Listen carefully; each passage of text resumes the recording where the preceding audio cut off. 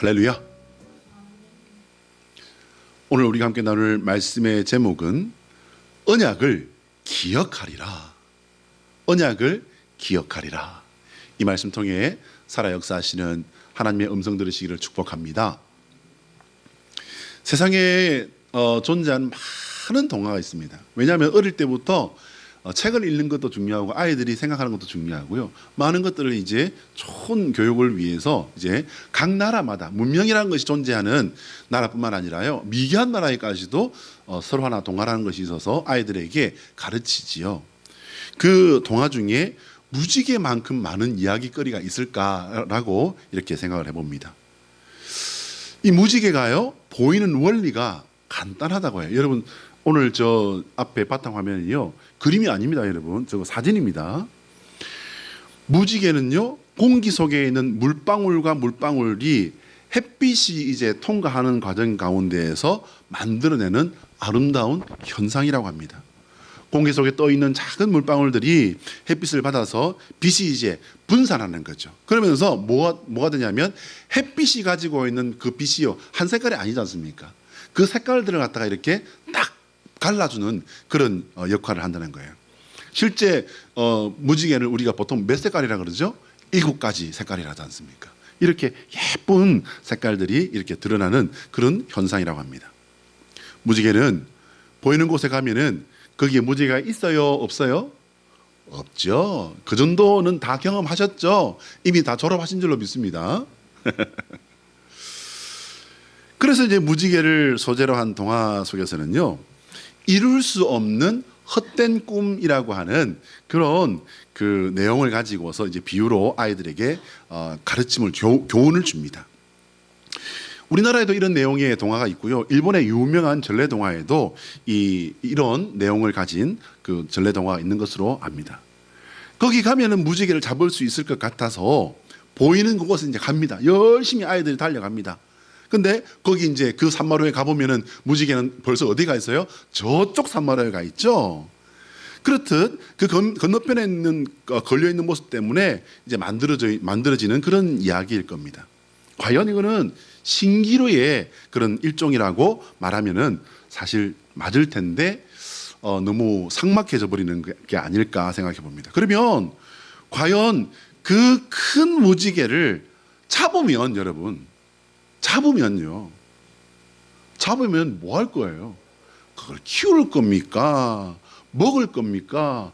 방에다가 장식을 할 겁니까? 아니면은 시장에다가 내다 팔 수가 있습니까? 잡으면 뭐 할 거예요? 근데 어떻게 해요? 다 달려. 여러분, 무지개 보고 뛰어보신 적 있습니까? 무지개 보고 안 달려보셨으면요, 말씀을 하지 마세요.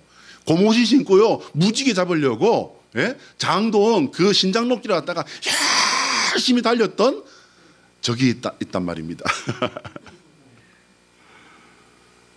그런데 하나님께서는 무지개를 인간의 눈앞에 두신 이유를 성경에 밝히고 계십니다. 하나님께서 홍수를 통해 세상을 멸하신 이야기가 창세기에 나옵니다.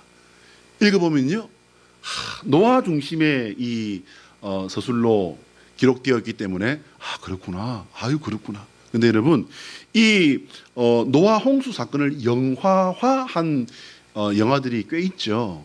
최근에 나온 영화는 왜 성경을 도대체 어떻게 읽으면 저런 영화를 만들까 하는 그런 내용으로 만들어진 것을 본 적이 있는데, 하나님께서 홍수로 세상을 멸하신 이 이야기는요, 생각해 보면 정말 끔찍한 이야기입니다. 그래서 그런지 하나님께서는 다시 그런 홍수를 통해서 세상을 심판하지 않으시겠다라고 스스로 맹세하시는 장면이 나옵니다. 근데 여러분, 잘 읽어보시면요, 하나님을 누가 꾸짖었겠습니까? 아니면 따졌겠습니까? 누가 요구한 것도 아닌데 하나님께서는 이것을 약속하시고 증거로 무지개를 두셨다라고 성경은 기록하고 있습니다. 한번 따라할까요? 하나님의 소원은 우리가 예수 그리스도 안에서 하나님의 약속을 신뢰하는 성도가 되는 것이다. 시작. 하나님의 소원은 우리가 예수 그리스도 안에서 하나님의 약속을 신뢰하는 성도가 되는 것이다. 할렐루야. 여러분 신뢰가 무슨 뜻이겠습니까? 믿는다라는 뜻 아니겠습니까? 하나님의 약속을 믿으시는 저와 여러분 되시기를 축복합니다. 하나님께서 홍수 심판을 후회하신 걸까요, 여러분? 여러분 뭐 우리가 이 부분을 한두 번 읽어본 것도 아니니까요. 제가 그냥 여러분에게 여쭈어봅니다. 하나님께서는 이 홍수 심판을 후회하신 걸까요? 여러분 생각 어떠십니까? 하나님께서 여러분 후회하신 것은 분명히 아니에요. 왜일까요? 왜냐하면요, 하나님께서는 후회가 없으시기 때문이죠. 민수기 23장 19절 같이 읽어봅니다. 시작. 하나님은 사람이 아니시니 거짓말을 하지 않으시고 인생이 아니시니 후회가 없으시도다. 어찌 그 말씀하신 바를 행하지 않으시며 하신 말씀을 실행하지 않으시랴. 할렐루야. 여러분 혹시 그거 아십니까? 우리나라 사람들이요, 세계적으로도 거짓말을 많이 한대요. 참 그건 안 좋은 건데, 근데 우리나라 사람들보다 훨씬 더 거짓말을 많이, 거짓말 통계가 나온 게 있어요. 나중에 제가 한번 소개해 드릴게요. 우리나라 사람들보다 훨씬 거짓말을 많이 하는 사람들이 있어요. 중국 사람들이래요. 근데 하나님은 거짓말 안 하신대요. 여러분 이 말씀이 어떻게 보면은 그렇구나라고 할 수 있는데 자세히 보시면요 정말 무서운 말씀입니다. 하나님은 거짓말 같은 거 안 하신다는 그 말은 뭐냐면 하나님이 하신다라고 하셨으면은 어떻게 해요? 하신다는 거예요. 이건 내가 기억하지 않을게라고 하면은 어떻게 한다는 거예요? 내가 두고 봐, 너 죽었어 이러면서도 아니야 말 안 할게 이게 아니라는 거예요. 하나님이 기억하지 않으시마라고 하면은 기억 안 하시는 거예요. 하나님이 용서하시마라고 하면 어떻게 하신다고요? 용서하신 거예요. 믿으시기 바랍니다. 그러니까 인생이 아니시니 후회가 같은 게 없으시다는 거예요. 하나님은 정확하게 하시는 거예요. 어찌 그 말씀하신 바를 행하지 않으시며 하신 말씀을 실행하지 않으시랴. 하나님께서는 당신께서 지으신 세상이 성결해야 함을 처음부터 하나님은 그렇게 세우셨어요. 모든 것의 시작인 에덴 동산에서부터 그랬습니다. 에덴 동산에서 성결? 무슨 근거로 그런 말씀을? 여러분, 인간이 성결하지 못했다면 하나님과의 동거가 가능했을까요? 아니요. 처음부터 동거는 가능하지 않았을 겁니다. 결국 인간의 성결과 관련된 모든 것이 하나님께서 우리와 함께하기 위해 하나님께서 이루신 하나님의 일이었던 것입니다. 자, 그럼 그렇게 소중히 여기신 세상에 하나님께서 홍수 심판을 일으키신 이유가 뭐다? 여러분 아십니까? 아시죠? 예수님께서 여기에 대해서 말씀하신 바가 있습니다. 여기에 노아 홍수와 함께 소돔과 고모라까지 얹어서 말씀하셨어요. 그 이유를 제가 설명을 드리겠습니다.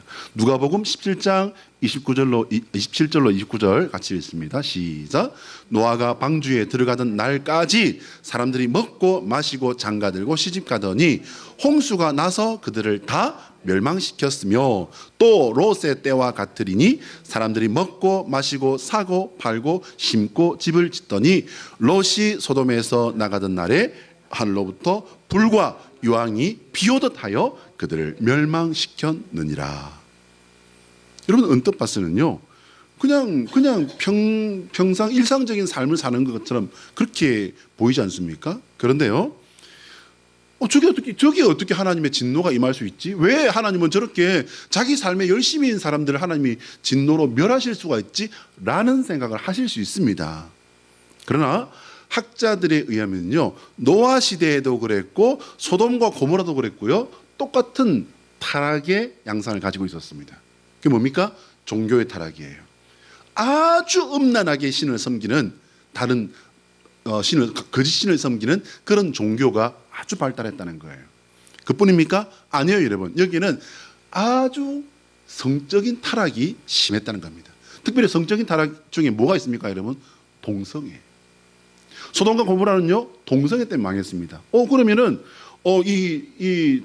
노아 시대 때 그랬단 말이에요. 예, 학자들은 그렇게 해석하는 학자가 많습니다. 객관적인 입장에서 본다면 하나님께서는 당신께서 할 일을 하신 거예요. 세상을 창조하신 분이기도 하시지만 세상을 주관하시는 분이시고 세상의 선과 의를 그리고 질서를 지키고 세우시는 분이기 때문에 하나님은 하실 수밖에 없는 일을 하신 거예요. 결국 심판도 하나님께서 말씀하셨기 때문에 하나님의 의무인 겁니다. 하나님이 말씀 안 하셨으면 말씀을 안 하실 수가 없죠. 왜냐하면 질서가 있기 때문에 법을 어기게 되면 법에 대한 대가는 분명히 말이 나올 수밖에 없는 거지 않습니까? 그래서 하나님께서는 노아 시대에 홍수로 세상을 멸하신 것입니다. 하나님께서 그리 하실 수밖에 없는 상황으로 몰려갔다는 거예요. 그러면 여러분, 하나님이 죄를 키워가지고 사람을 그렇게 멸망시켰습니까? 아니면은 사람이 죄를 지음으로 말미암아 하나님께서 그것을 멸망시키실 수밖에 없었단 말입니까? 하나님은요 그렇게 하실 수밖에 없었어요. 왜? 하나님이 지으신 이 세상을 지키시기 위해서는 그런 역사를 거칠 수밖에 없었다는 겁니다. 그런데 하나님께서는 당신이 하실 일을 하신 다음인데 오늘 말씀을 여러분 잘 읽어보시기 바랍니다. 하나님의 지금 심정이 어떠신가를 여러분 읽어내셔야 돼요. 하나님의 마음이 어떠신가? 여러분, 하나님은 인생이 아니시기 때문에 거짓말 같은 거 안 하신다라고 하는 이와 같은 특징도 있으시지만요, 하나님은 인격의 하나님이시기 때문에 뭘 가지고 계십니까? 감정을 가지고 계십니다. 사랑의 마음을 가지고 계십니다. 누구를 향한? 당신의 백성인, 당신의 자녀인 우리를 향한 하나님의 마음을 우리가 읽어야 돼요. 할렐루야. 그 마음이 어떤 마음이라고요? 에휴, 기껏 만들어놨더만 한단짓 하고는, 이런 마음일까요? 하나님은 그 정도 마음을 가진 분이 아니십니다. 하나님은 우리를 사랑하시는 분이십니다. 하나님은 우리에게 회초리를 드실 때에도 우리를 여러분 상처 주고 그리고 짓밟기 위해서 회초리를 드시는 걸까요? 아니면은 삶의 길을 그리고 바른 길을 걷게 하시려고 주시는 걸까요? 살려내려고 주시는 것이라는 사실을 잊지 마시길 바랍니다. 아이를 키우다 보면요, 부모는 종종 매를 들 수밖에 없는 상황을 만나게 됩니다. 이때 무지무지한 초보 부모는요, 매를 들고 때리다가 이성을 잃게 되는 경우도 종종 이게 발생을 합니다. 그러면 안 되는데, 그리고 정신을 차리고 보면요, 이 어린 것에게 내가 너무했구나 이렇게 후회가 될 수밖에 없단 말이죠. 그런 때는 아이가 잘못한 것은 이미 생각도 나지 않고요, 스스로가 너무너무 한심하고 자신에게 너무나도 화가 납니다. 인간 부모는 이렇게 아이에게 상처를 주고 자기도 상처를 받게 되더라는 겁니다. 하나님께서는 인간이 감정적으로 쏠려서 실수하는 것처럼 실수하는 그런 분 아니십니다. 인생은 실수와 후회로 가득하지만 하나님은 실수하지 않으신다는 사실을 믿으시길 바랍니다. 인생은요, 자식을 바르게 가르친다고 매를 들기도 하지만 사실 매를 들 자격이 있는 부모는 있다 없다? 없다. 자식에게 매를 들고 있는 그 자신도 그의 부모에게 상처도 받았지만 부모에게 자식이 상처를 줘야 안 줘요? 부모에게 주는 상처는 더 큽니다. 어떤 부모도 매를 들 자격이 있는 사람은 없습니다. 그러나 매를 들어서라도 아이를 바로 잡아야 하기 때문에 부모된 의무로 인해 매를 들 수밖에 없는 겁니다. 그러나 하나님은 매를 드실 자격도 그리고 의무도 모두 충분히 가지신 분이라는 사실을 깨달으시기 바랍니다. 하나님은 매를 드셔야 할 엄격한 아버지시고요, 그리고 매를 드신 후 잠든 아이를 바라보며 사랑 때문에 아파하시는 어머니시라는 사실을 믿으시길 바랍니다. 오늘 본문에 하나님은 믿음의 사람 노아와 그 아들들에게 약속의 말씀을 선포하십니다. 여러분, 본문을 살펴보시기 바랍니다. 본문을 우리가 성경을 지금 우리 통독을 하고 있는데요, 성경 통독을 읽을 때 기계적으로 읽는 거, 예, 맞습니다. 그것도 안 읽는 것보다는 한 100만 배쯤은 좋습니다. 낫습니다. 그런데 기왕 읽으실 때에 하나님의 마음, 하나님이 나오실 때 그 말씀에 하나님의 마음이 어떤 건가, 하나님께서 말씀하시는 이 말씀의 초점이 무엇인가, 이거를 그때그때 읽어내시길 바랍니다. 말씀의 주제, 말씀의 초점, 말씀의 방향, 그리고 말씀의 목적, 이것을 읽어내시기를 바랍니다. 하나님께서 믿음의 사람 노아와 그 아들들에게 약속을 선포하시는데요. 본문을 살펴보면 그 상황이 눈에 이제 조금 들어옵니다. 지금 하나님에게 하나님이 멸하시는 건 좋고 하나님이 창조하시는 것도 알겠는데 그렇다고 해서 다 이렇게 죽여도 됩니까? 지금 이거 보세요. 그렇게 사람들이 열심히 쌓아놨던 성 다 무너졌죠. 사람들이 땀 흘려서 일궜던 밭들 다 무너졌지 않습니까? 사람들이 당신을 향해서 그래요. 뭐 딱 깨놓고 말하면은 아유 뭐 그래 나쁜 신들 그 했어요. 그래 나쁜 짓도 했습니다. 우리가 근데 그거만 했나? 하나님도 섬겼잖아요. 그러니까 전 노아 같은 사람도 있을 거고. 여러분 이 말이 맞습니까?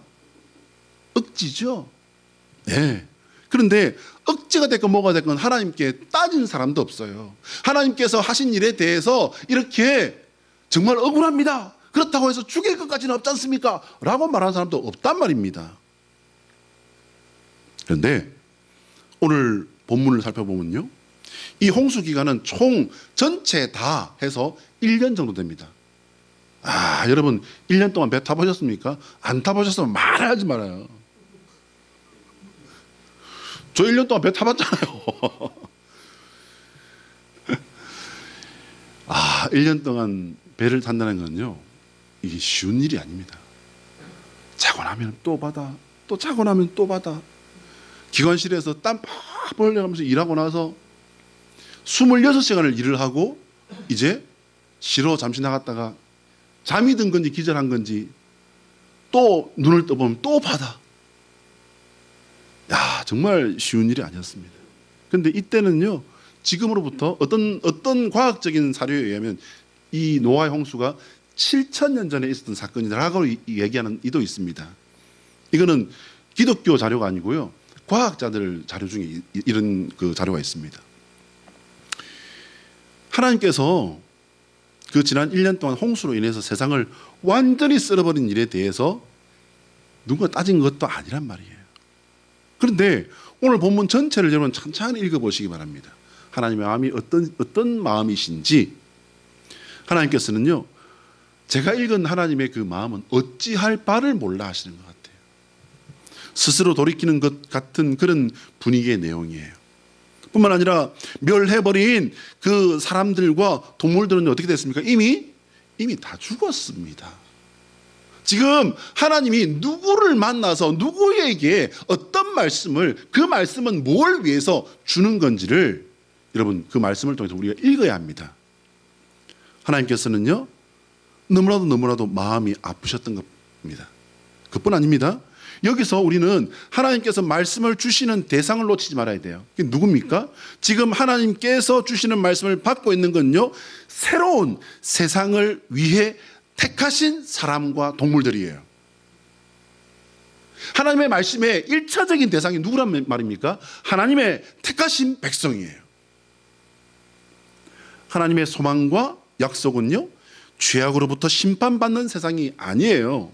하나님의 소원과 약속은요. 하나님께서 택하신 이들과 영원히 함께한다는 사실을 기억하시기 바랍니다. 영원히 함께하는 약속인 것이다. 우리 11절과 12절의 말씀입니다. 우리가 노아 홍수 사건을 통해서 생각해 보아야 할 것이 이제 여기서부터 본격적으로 나옵니다. 뭐냐면요. 노아의 홍수 사건뿐 아니라 소돔과 고모라 사건까지 함께 말씀할 수 있는 거예요. 하나님은 멸하심의 사건을 통해서 인간의 역사를 새롭게 하시는 일을 하신 겁니다. 그렇지만 하나님께서 누구보다도 더 큰 상처를 받으셨다는 사실을 여러분 깨달으셔야 돼요. 왜? 지금 우리가 그냥 평상의 삶을 살고 있다고 생각하신다면 여러분 믿음 잘못 배우신 겁니다. 지금 우리는 종말을 향해서 달려가고 있습니다. 종말을 향해 달려가고 있는데 정말 아니 내가 어릴 때 교회 다닐 때도 정말 그러더만 지금 몇 년 됐는데도 정말 안 오잖아요. 그리고 예수님이 지금으로부터 2000년 전 분이신데 안 왔잖아요 라고 얘기할 수 있습니다. 그러니까 AD 70년에 있었던 예루살렘의 종말 그거 예수님 말씀하신 그거 말 아닌가요? 여러분 그것뿐입니까? 예수님 말씀이 그것뿐이었어요? 아닙니다, 여러분. 아닙니다. 지금 하나님께서 인간의 역사, 인간의 타락의 역사와 함께 오시면서 많은 상처를, 사람들은 죽고 나면 일단은 모른다고 칩시다. 그렇다면 하나님은 모든 역사를 통해서 인간과 함께 해 오셨잖아요. 인간의 역사 속에서 인간이 하나님께 준 상처들, 그 상처들은 여러분 얼마나 크겠습니까? 하나님은 오롯이 그 상처를 다 가지고 계시지 않습니까? 여러분, 지금 우리가 만나는 성경을 통해서 우리에게 알려준 하나님의 심판의 때, 재림의 때, 그것이 자꾸 이게 내 살아서 생전은 오겠나? 여러분, 그런 망령된 말 절대 하시면 안 됩니다. 하나님은 아파서 참고 계시는 거예요. 아파도 참고 계시는 거예요. 왜요? 단 한 사람이라도 구원받기를 기다리고 계시는 것입니다. 할렐루야. 여러분, 그러면 우리는 상처받으면 어떻게 해요? 세상 사람들은 술을 한잔하기도 하고 허공에 대고 악을 써보기도 합니다. 혹은 마음이 통한 사람과 함께 앉아서 상처 준 사람에 대해서 뒷담화를 하기도 하죠. 혹은 또 그러면 안 되는데 상처 준 사람을 아주 그냥 작전을 짜서 골탕을 먹이는 그런 경우도 혹간 있기도 합니다. 그러면 신앙인은 어떻게 해야 될까요? 내게 상처를 준 그 사람, 그 일에 대해서 신앙인은 달라야 합니다. 신앙인들은 상처를 받았다고 해서 상처를 준 사람과 싸워서는 안 돼요. 성경에서 우리가 그 근거를 찾아봅니다. 로마서 12장 19절의 말씀이에요. 자, 시작. 내 사랑하는 자들아, 너희가 친히 원수를 갚지 말고 하나님의 진노하심에 맡기라. 기록되었으되 원수 갚는 것이 내게 있으니 내가 갚으리라고 주께서 말씀하시니라. 이 말씀은요, 신명기 32장 35절의 말씀을 근거로 해서 주신 말씀이에요. 내 사랑하는 자들아, 너희가 친히 원수를 갚지 말고 하나님의 진노하심에 맡기라. 기록되었으되 원수 갚는 것이 내게 있으니 내가 갚으리라고 주께서 말씀하시니라. 여러분, 우리가 누군가에게 원수를 갚는다고 하는 행위를 하나님께서 원하시는 게 아니에요. 원수를 갚는다는 것은 누군가가 내게 어떤 일을 했다는 거지 않습니까? 내가 상처받고, 내가 넘어지고, 내가 실패하고, 내가 억울하고, 내가 절망할 수 있는 무언가를 줬다는 얘기잖아요. 그러면 그거 돌려줘야 돼요? 안 돌려줘야 돼요? 좋은 말 할 때 대답해요. 세상 사람들은 그거 받고도 돌려주지 않으면 바보가 되는 겁니다. 그러나 오늘 우리 신앙인들은 하나님께서 가르치신 가치가 세상의 가치를 넘어간다고 믿는 사람들인 줄 믿습니다. 그렇다면 어떻게 해야 된다고요? 달라야 된다고요. 신앙인들은 상처를 준 사람과 싸우는 것이 아니라 상처를 준 그 사람을 미워하지 않도록. 여러분, 용서는 굉장히 방자하고 교만한 얘기입니다. 여러분, 인간은요, 용서 못합니다. 인간의 정상적인 사고 구조나 그 심리를 가지고는요, 용서 못합니다, 여러분. 제가 못했기 때문에 하는 말이 아니라 제가 수많은 시간들을 눈물로 그리고 무릎 꿇고 기도하며 하나님께 구했습니다. 그런데 여러분, 용서가 아니라 내 자신과 싸워야 되는데 나는 물러서서 아주 무책임하게 용서를 그냥 텅텅 비어있는 기도를 했더라고요. 깨닫고 보니까 상처를 준 그 사람을 미워하지 않도록 나 자신과 싸움을 시작해야 합니다. 여러분, 거기까지는 했던 것 같아. 나 자신을, 그 아버지를 미워하는 그 마음과 싸우는 그 싸움을 하다가 어떻게 됐을까요? 오늘 갑자기 아버지가 돌아가 버리시더라고요. 이제 내가 내 자신과 싸우는 데까지는 알고 내가 싸우기 시작했는데 그때 아버지는 세상을 떠나버리시더라고요. 조금만 더 성숙하게 믿음 안에서 내가 눈을 조금만 더 떴더라면 용기를 내어서 만날 수도 있었을 텐데 저는 그래서 실패했습니다. 마태복음 18장 22절 말씀에요. 70번씩 7번이라도 용서하라. 이런 베드로가 그렇게 여쭙지 않습니까? 예수님에게 7번 용서하면 되겠습니까? 그러자 예수님께서 하신 말씀이 그겁니다. 야, 70번씩 7번이라도 그건 뭡니까 여러분? 그럼 490번 용서하란 말씀일까요? 아니요. 보자. 보자. 489번 한 번만 더 하면 날아간다. 돌멩이를 갖고서 그냥 콕 혼내줄 거야. 그겁니까 여러분? 아니요. 490번을 세라는 얘기가 아니라 용서하라는 거예요. 싸우지 말라는 거예요. 그게 예수님의 가르침입니다. 예수님의 말씀입니다. 하나님의 명령입니다.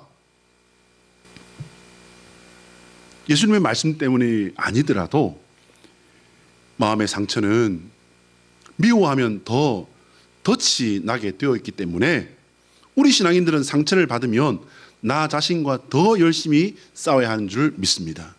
그래야 병이 깊어지지 않고요. 그리고 중요한 건 한 가지가 있어요. 그래야 마귀가 틈을 탈 기회를 주지 않는 거예요. 하나님께서 그렇게 하셨습니다. 누가 시켰습니까? 아니요. 누가 그렇게 약속을 해야 한다고 강요한 건 더더욱 아닙니다.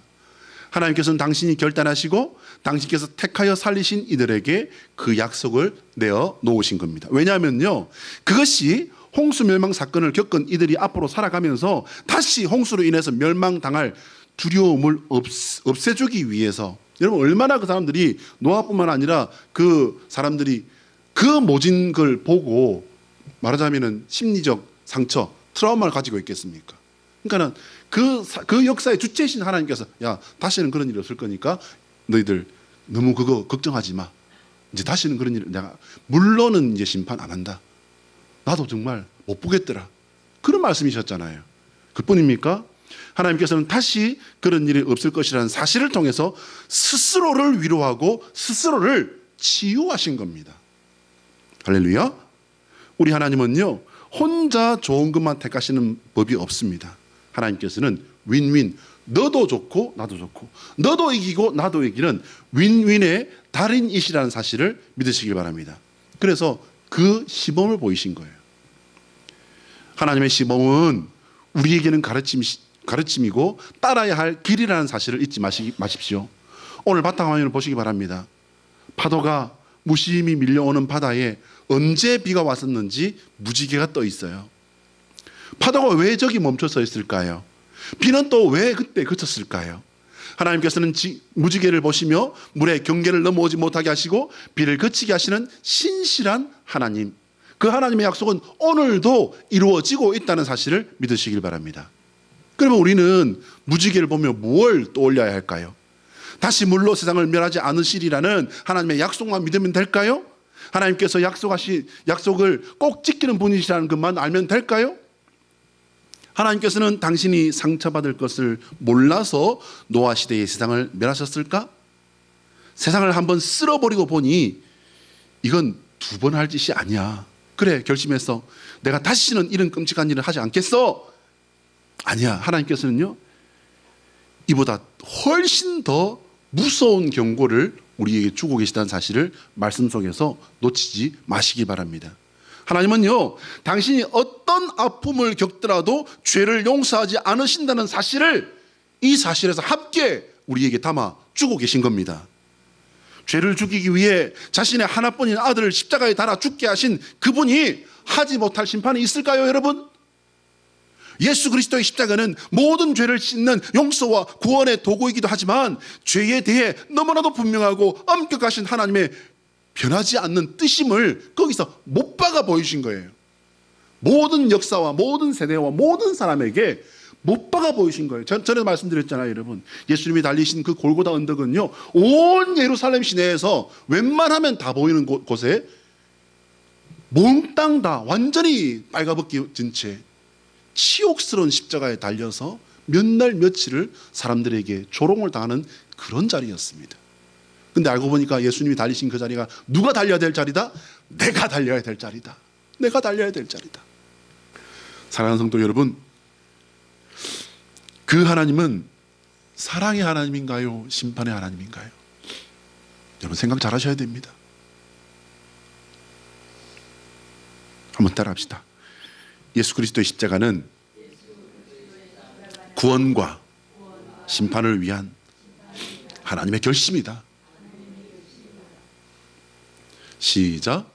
예수 그리스도의 십자가는 구원과 심판을 위한 하나님의 결심이다. 여러분, 우리 주 예수 그리스도의 그 십자가를 단순한 구원의 십자가로 보시면 여러분 안 됩니다. 거기는 무서운 심판의 메시지가 함께 못 박혀 있습니다. 여호와 우리 하나님은 당신이 창조하신 세상을 사랑하면서 절제하십니다. 하나님께서는 세상의 의와 질서를 함께 지켜야만 하는 분이시기 때문이죠. 하나님은 심판도 절제하시지만 사랑도 절제하는 분입니다. 아무리 사랑해도 심판은 해야 하는 겁니다. 아무리 심판을 한데도 그분의 사랑이 변하거나 사랑이 식어서 심판을 할 수 있는 것도 아닙니다. 문제는 나에게 있습니다. 나 자신과 싸움으로 주님의 거룩에 동참하여 사랑에 들어갈 것인가? 나의 감정과 욕망에 휘둘려서 그것이 내 감정에 솔직한 거라고 하는 그 거짓된 속삭임에 속아서 하나님의 심판대 앞에 못난 모습으로 쓸 것인가? 내가 선택해야 합니다. 하나님께서 무지개를 보고 약속을 기억하셨듯 우리는 그분의 십자가를 보며 영광의 구원의 소망을 두는 성도 되시기를 예수 그리스도의 이름으로 축복합니다. 기도하겠습니다.